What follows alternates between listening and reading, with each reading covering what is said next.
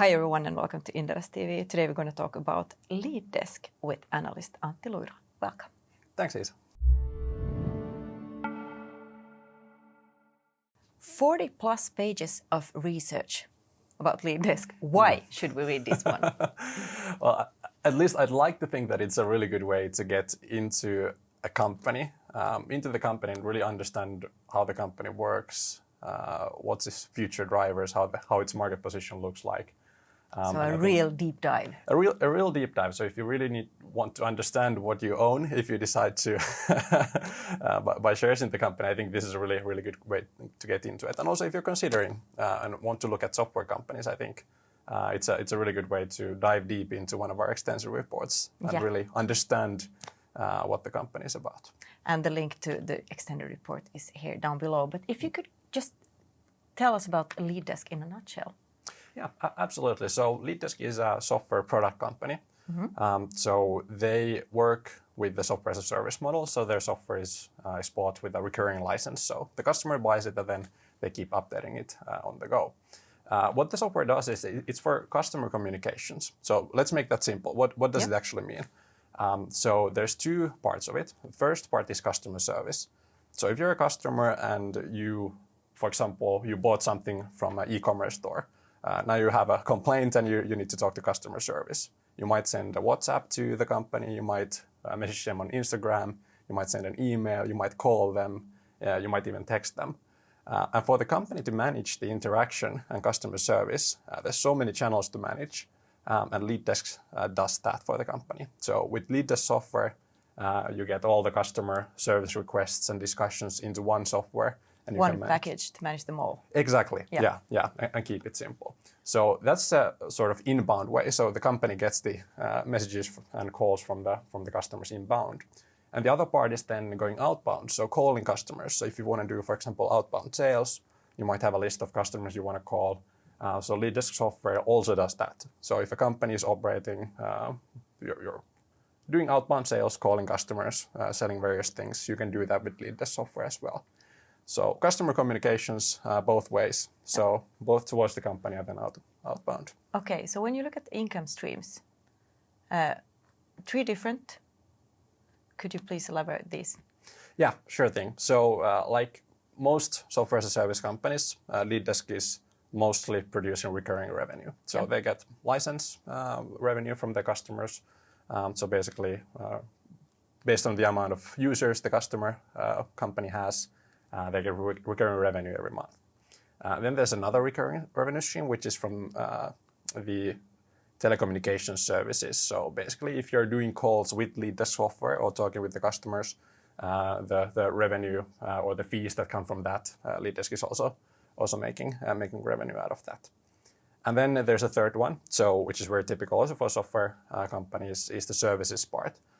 So if a customer is taking LeadDesk software into use, they often need to get some support from LeadDesk to actually implement the software and make sure their organization is able to use it once they start off. So there's also a small service revenue stream, but most of the revenue is actually just recurring. So out of all the software as a service companies I cover myself, I think LeadDesk has the most recurring share of revenue out of those. So this is a very scalable business, but it's not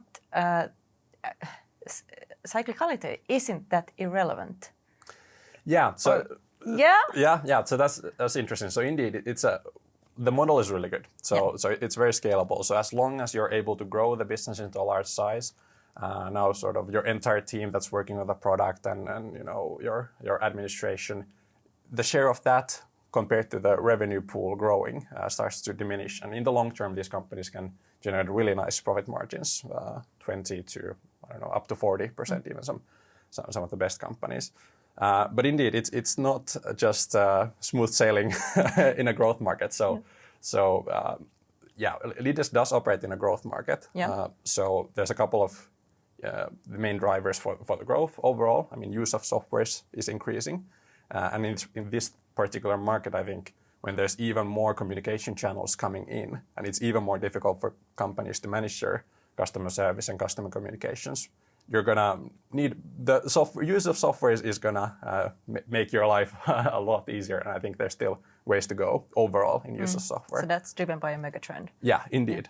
And another one is that software is going to the cloud in a grand scheme of things. We used to have lots of on-premise software, which was usually running on the customer's own servers, but now the market has been moving towards cloud, where the software provider is actually running the software on their service, and you just sort of log in, for example, from a browser to it.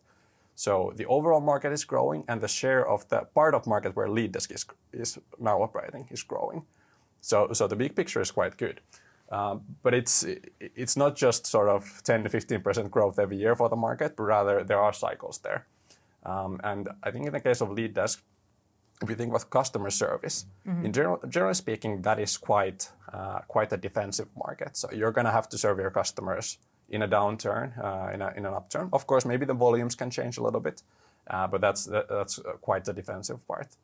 But then there's the outbound sales part, and I think that's the most cyclical component for LeadDesk.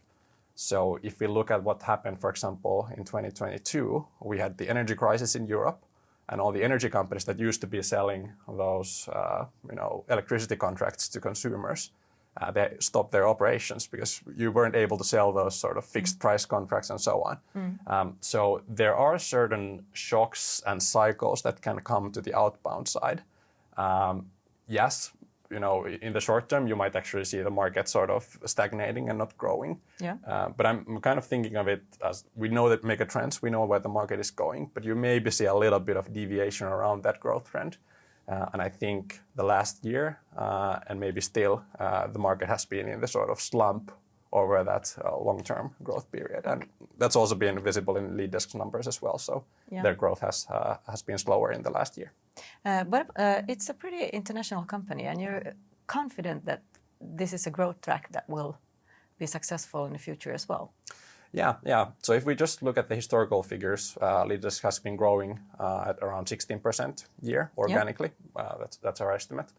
And how they've done it, I mean, they were kind of born global. So when they started already some 10 years ago, it was already going global, international right away. So today, around 2/5, so around 40% of their revenue is coming from Finland, where they started from, and the rest is coming mostly from other European countries. So they've gone international, and they've learned the model how to go international.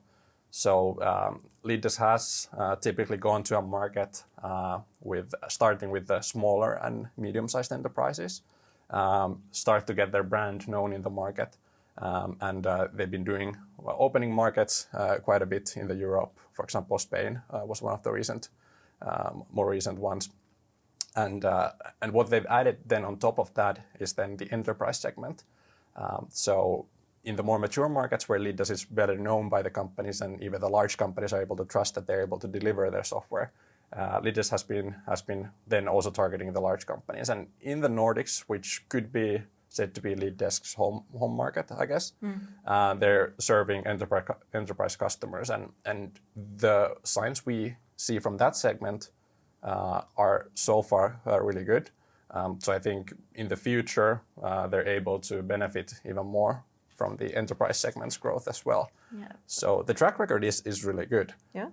You did mention the cycles. And I did mention the cycles. And I'm really going to stop you there because, I mean, they're not the only ones doing this, though, internationally and domestically as well. So what's the moat here?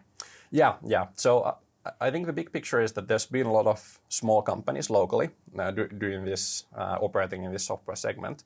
But the complexity has been growing year on year. And the small players, I think, are having trouble staying up with the speed of innovation that needs to happen in this field. So then it looks like it's starting to consolidate towards the larger players in the market. And there's lots of M&A happening in the market. So companies are buying other companies to be larger and have the resources to actually stay on top of the innovation. So the smaller segment is sort of diminishing or going down in the market, in my view. And then there's the sort of certain kind of platforms that are consolidating the market. So companies that are trying to pick up momentum, more speed. I think LeadDesk is one of those. One of them, yeah. Okay. And there's a number of others as well in Europe. in the same sort of rough same size category. But I'd say the most of the other players, they're more operating as a serial acquirer sort of strategy, which means that they just buy companies, they put their brand over there, but they keep the individual softwares in the market that the companies have. Whereas LeadDesk kind of grow organically within the market. Yeah, so LeadDesk, they consolidate the software into one package, which gives them efficiency and enables them to actually develop their product more with the same resources, because you only do it once instead of a company that has separate pieces of software in each market. It's harder for them to keep up with innovation. So I think in this category, LeadDesk is pretty well positioned. Due to the software. Yeah, so I think it's part of the strategy that they run that supports them. Okay.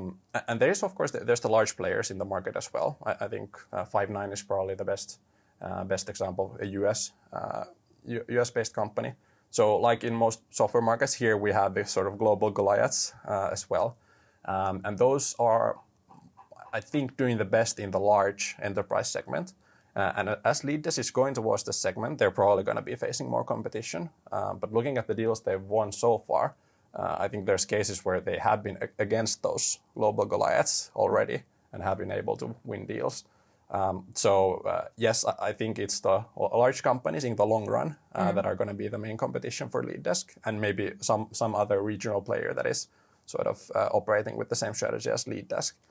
But it looks like they have really found a good position for themselves, and operating in Europe, in local countries with the local languages, they've been able to do that really well. Just looking at their past figures.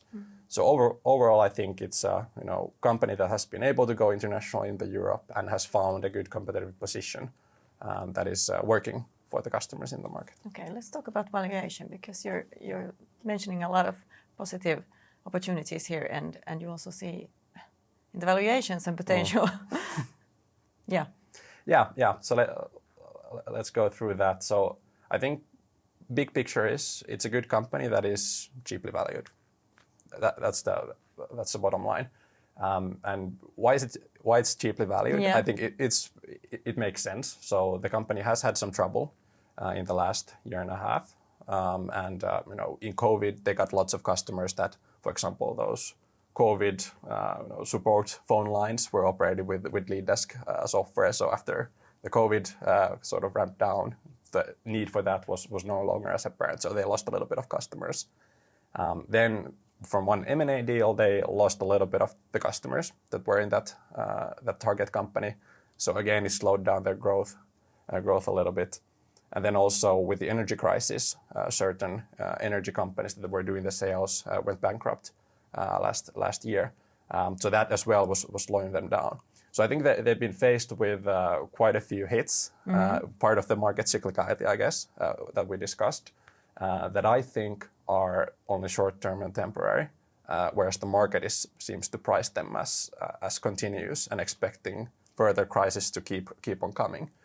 So if we look at the valuation, the EV sales, so enterprise value to sales, which is the most typical way to assess the software as a service companies. Yeah, SaaS companies, yeah.